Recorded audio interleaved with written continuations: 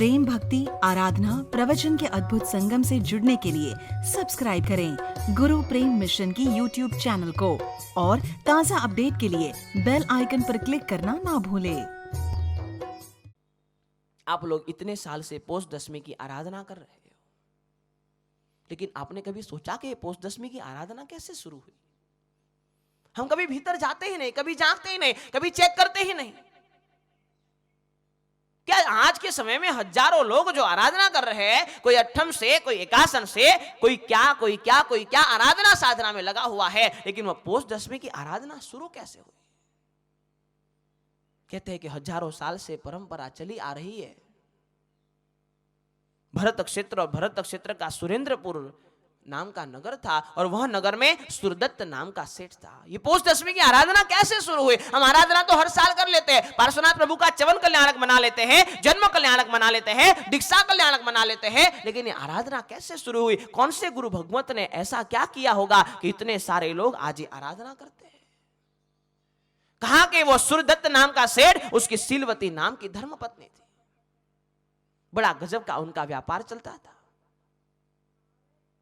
चारों हाथ से परमात्मा आशीर्वाद दे रहे थे, पुण्य की कमी नहीं थी तो धन की भी कमी नहीं थी। गजब का धन लेकर के वो बैठे हुए थे। लेकिन हम कहते हैं ना कि जीवन सीधा सीधा किसी का नहीं चलता, चढ़ उतर, ऊपर नीचे सभी का होते रहता है। और वह सुरदत्त नाम के सेठ के जीवन में भी कुछ उतार का समय आया और एक बार अपनी धर्मपत्नी के साथ बैठे हुए थे और समाचार आए कि जो 250 बोट आपका सामान लेकर के आती थी, पहले के समय में तो यही से इसी तरह से वाहन व्यवहार होता था। न फ्लाइट थी, न रेलगाड़ी थी, कुछ था नहीं, पानी के मार्ग से सामान आता जाता था। और वह सुरदत्त सेठ को पता चला कि 250 वाहन, 250 बोट भर के जो आपका सामान आ रहा था, वो पता नहीं उससे संपर्क टूट गया है, उसका कुछ पता नहीं चल रहा है, वो कोई अलग मार्ग पे चले गए। बड़े चिंतित हो गए। अब सबको पैसे चुकाने, पैसे कहां से आएंगे? सोचा कि बाप दादा के समय का सोना मोहर हमने जमीन में छुपा करके रखा है, जमीन में संभाल करके रखा है, उसको निकाल देते हैं, एक बार गांव में सभी के पैसे दे देते हैं। वह सुरदत्त सेठ अपनी धर्मपत्नी को लेकर के, अपने नौकर चाकरों को लेकर के जहां धन रखा हुआ था, जहां धन छिपाया हुआ था, वह जगह पे जाते, वह जगह को खोदते। पहले के समय में तो धन ऐसे ही रखते थे, जमीन में छुपा करके रखते थे। न बैंक थी, न लॉकर था, न एफडी होती थी, कुछ नहीं होता था। जो भी होता था जमीन में थोड़ा बहुत छुपा करके, चरू में यानी कि घड़े में भर के सोने के सिक्के, चांदी के सिक्के बना करके रख देते थे। और वह सुरदत्त सेठ निकालने गए, और निकालने गए तो जितने भी घड़े थे, सब घड़े में से सोना तो नहीं निकला, लेकिन कोयला निकलने लगा।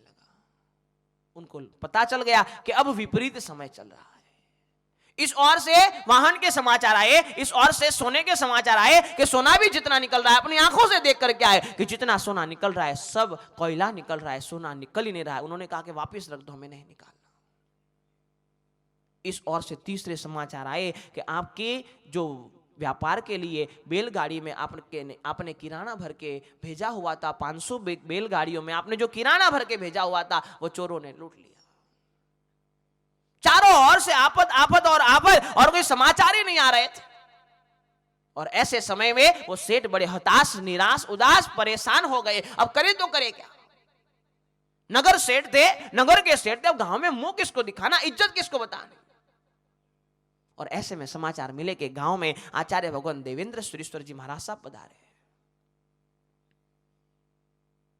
तकलीफ का समय जब आता है तो व्यक्ति को गुरु की याद आती है, व्यक्ति को परमात्मा की याद आती है कि कोई मार्ग नहीं दिखाएगा, कोई नहीं बचाएगा तो कौन बचाएगा? मेरे परमात्मा बचाएंगे। और इसीलिए मैंने कहा कि जीवन में परमात्मा और गुरु का विश्वास कभी नहीं खोना, उसके ऊपर विश्वास बनाए रखना। उसके पास चले गए तो निश्चित तौर पर कुछ ना कुछ रास्ता निकल जाना। आचार्य भगवान देवेंद्र सुरेश्वर जी महाराज साहब गांव में विराजमान है, सुरेंद्रपुर नगर में। और देवेंद्र सुरेश्वर जी महाराज साहब के पास गए, जाकर के प्रवचन सुना, और प्रवचन सुनने के बाद गुरु भगवान से विनती करी कि गुरु भगवान, मेरी मानसिक स्थिति अभी बराबर नहीं है। पता नहीं पिछले 8, 10 दिन, 15 दिन से ऐसे गलत समाचार आ रहे हैं कि मुझे लगता है कि मैं समाज में किसी को मुंह दिखाने लायक नहीं रहूंगा। ऐसे मेरे हालात हो गए। आज आप कृपया करके इसका कुछ निवारण बताएं। गुरु भगवंत ने कहा ठीक है, कोई बात नहीं। गुरु भगवंत भी जानते थे, इतने बड़े श्रेष्ठी से नगर के, तो गुरु भगवंत भी अच्छी तरह से जानते थे। उन्होंने कहा कि सूरदत्त कोई बात नहीं, कल सुबह तुम वापस आ जाना, आज अभी घर जाओ। देवेंद्र सुरेश्वर जी महाराज साहब से आश्वासन लेकर के, एक सांत्वना लेकर के गुरु को बोल दिया, अब कुछ ना कुछ रास्ता तो वो निकालेंगे, अब उनकी जिम्मेदारी, मेरी कोई जिम्मेदारी नहीं। हल्के होकर के अपने घर चले गए। इस और आचार्य भगवान देवेंद्र सुरेश्वर जी महाराज साहब ने रात्रि के समय में अधिष्ठायक देवों का आह्वान किया, विनती करी, निवेदन किया कि जैन शासन का एक ऐसा श्रेष्ठी जिन्होंने अनेक जैन धर्म के काम किए, जिन्होंने अनेक शासन प्रभावना के काम किए, उसके जीवन में ऐसा संकट आया है, कुछ न कुछ उसका मार्ग दिखा। अधिष्ठायक देवों ने जो भी मार्ग दिखाया, दूसरे दिन सुबह सूरदत्त श्रेष्ठी आए, प्रवचन श्रवण किया, वापस गुरु भगवान के पास बैठे कि गुरु भगवान कुछ रास्ता, बड़े परेशान दिखाई पड़ते थे, कुछ रास्ता दिखा दो गुरु भगवान।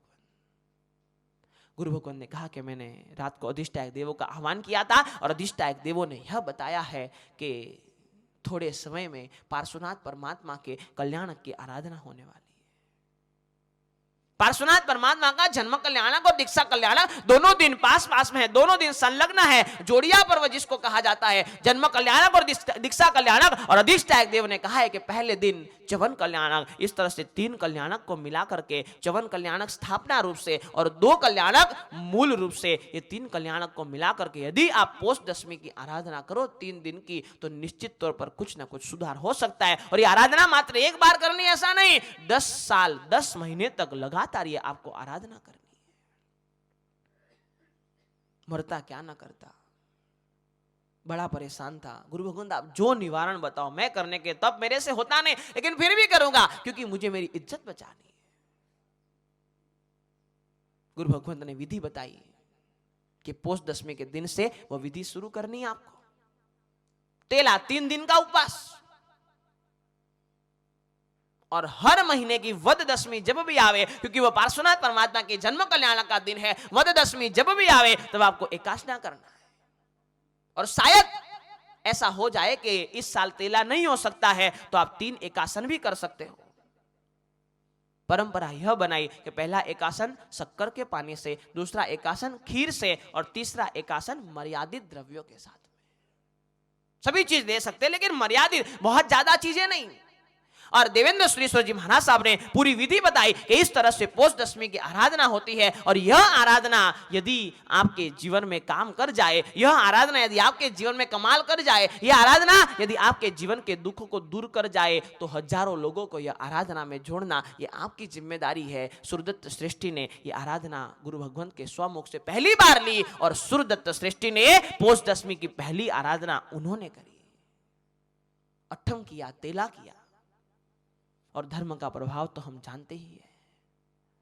एक के बाद एक शुभ समाचार आने लग गए, कहीं ना कहीं से रास्ता निकलता गया, कहीं ना कहीं से मार्ग दिखता गया, कहीं ना कहीं से लगा कि अब रास्ता निकल जाएगा, लेकिन आराधना छोड़ी नहीं। आराधना करते रहे, करते रहे, करते रहे। हर साल तेले की आराधना और हर वद दशमी के दिन एकादशी की आराधना और सूरदत्त सृष्टि करते रहे, करते रहे, करते रहे। 10 साल और 10 महीने लगातार आराधना करने के बाद देवेंद्र सुरेश्वर जी महाराज साहब जहां थे वहां पहुंचे, और वहां जाके गुरु भगवंत से कहा कि गुरुदेव मेरी आराधना परिपूर्ण हुई है। गुरुदेव ने कहा परिपूर्ण तो हुई है, लेकिन आपको क्या लगता है रिजल्ट क्या मिला?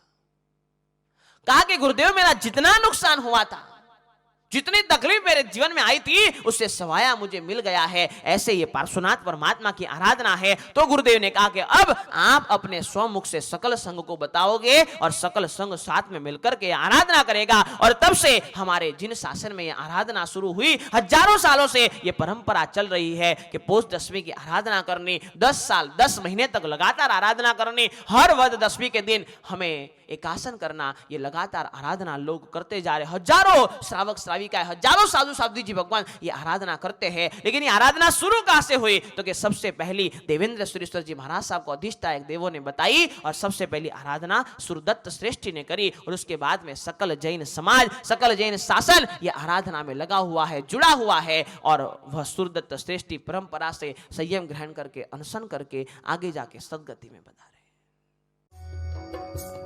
प्रेम भक्ति आराधना प्रवचन के अद्भुत संगम से जुड़ने के लिए सब्सक्राइब करें गुरु प्रेम मिशन की यूट्यूब चैनल को और ताज़ा अपडेट के लिए बेल आइकन पर क्लिक करना ना भूलें।